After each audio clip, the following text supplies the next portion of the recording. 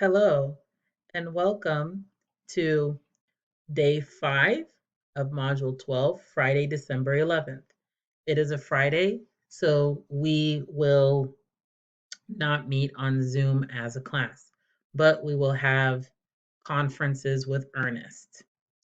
Okay, so let's see what we have to do. First, you'll watch this video, then you will do Achieve 3000 article and discussion. So you're going to read an article called Performance Evaluations, and then you have a question that you will answer here in the comment section.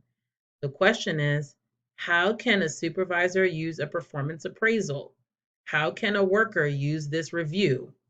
All right, so you're going to answer this question in the comments box. All right, and that's it for your assignments. Here below are is the schedule. So you just come in on Zoom at your scheduled time to talk about your Spark. It will not take long. So about 5 minutes per person. If we're running a little behind, I will send a message. Just hold fast. All right. And that's it. Have a great weekend.